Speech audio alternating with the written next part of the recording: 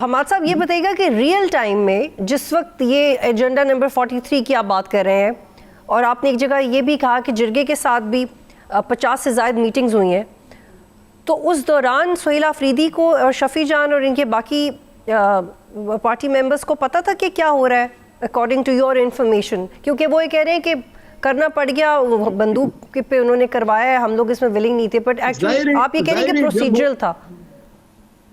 ظاہر ہے جب وہ فنڈ ریلیز کر رہے تھے، جب ان کی ایڈمنسٹریشن ان کے ساتھ 56 میٹنگز ہوئے تھے جرگے کے ساتھ، اور جو جرگہ تھا وہ جرگہ باقاعدہ حکومت کے ساتھ رابطے میں تھا، 27 نکات پر اتفاق رائے ہو گیا تھا، جو 24 لوگ تھے جرگے کے وہ بھی حکومت کے ساتھ رابطے میں تھے، تسلسل کے ساتھ میٹنگ بھی ہو رہے تھے، تو یہ بات تو نہیں مانی جا سکتی کہ آن بورڈ نہیں تھے یا یہ بند کمروں کی میٹنگ تھی۔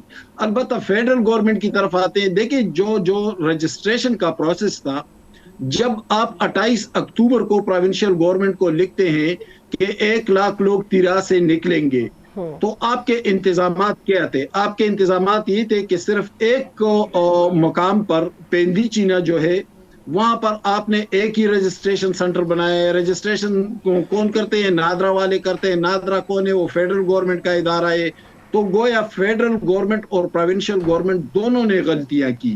شرائع صاحب، یہ تو بہت رپورٹ سے یہ کلیئر ہو گیا کہ وفاقی حکومت کے ساتھ ساتھ صوبائی حکومت کو پتہ تھا کہ کیا چل رہا ہے اور اس پہ ایک نیریٹو بلڈنگ ہو رہی ہے، لیکن میں آپ سے یہ جاننا چاہتی ہوں کہ اس پہ ایک اور اہم سٹیک ہولڈر ہے، اور وہ سٹیک ہولڈر ہے فوج، جس کو آپ نے بھی مینشن کیا کہ آرٹیکل 232 اور 245 کے تحت اس کا ذکر بھی ہوا کورٹ میں، اور جہاں تک مجھے پتہ ہے، میری انفارمیشن ہے، آپ بتا دیجیے گا اگر یہ غلط ہے، کہ کور کمانڈر کسی جرگے کا حصہ نہیں تھے، لیکن IGFC یہ بار بار کہہ رہے تھے کہ وہ ان کو کس طرح سے فیسیلیٹیٹ کرنا ہے لوگوں کو۔ کیا اس میں ان میں سے کسی کو بھی بلایا جا سکتا ہے فار کلیئرٹی؟ کیونکہ جس طرح سے صوبائی گورنمنٹ اور وفاق بات کرے، مجھے نہیں لگتا کہ as soon as possible clarity مل سکے گی کورٹ کو۔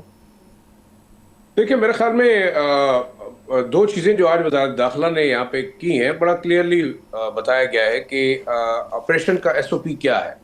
Article 245 232 they have to go by that. دوسری بات یہ کہ دیکھیں، میں یہ سمجھتا ہوں وزیر اعلیٰ صاحب نے جرگہ بلا لیا ہے اتوار کے دن، اچھی بات ہے، لیکن جرگے ایک پرائیویٹ جرگے کی کیا کیپیسٹی ہے، کیا اس کی اہلیت ہے، وہ کیا کر سکتا ہے؟ کیا اس وقت آپ جو لوگ ڈسلوج ہوئے ہیں یا اپنے گھروں سے نکلے، آپ ان کو واپس بھیجنا چاہتے ہیں؟ کیا آپ سمجھتے ہیں کہ جی آپریشن اس وقت ضرورت نہیں ہے؟ کون سا حل ہونا چاہیے؟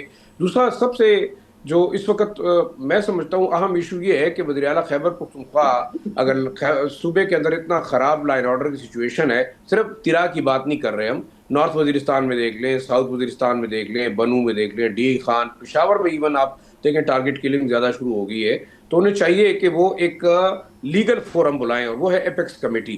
ایپیکس کمیٹی پروونشل اگر وہ بلائیں گے تو اس میں کور کمانڈر صاحب بھی بیٹھے ہوں گے، چیف سیکرٹری بھی بیٹھے ہوں گے، اس میں IGFC بھی بیٹھے ہوں گے، پولیس چیف بھی بیٹھے ہوں گے جو کہ وفاق کے نمائندے سمجھے جاتے ہیں، چیف سیکرٹری وہ بھی وفاق کے نمائندے سمجھے جاتے ہیں۔ اب اوورآل اگر آپ مجھے یہ دیکھیں تو اب why we are not going to that side, کیوں ایک دوسرے کے اوپر ہم پولیٹیکل پوسچرنگ کر رہے ہیں؟ میں یہ سمجھتا ہوں ایک تماشا لگایا ہوا انہوں نے، صوبائی حکومت اور پروونشل حکومت، they are equally to blame.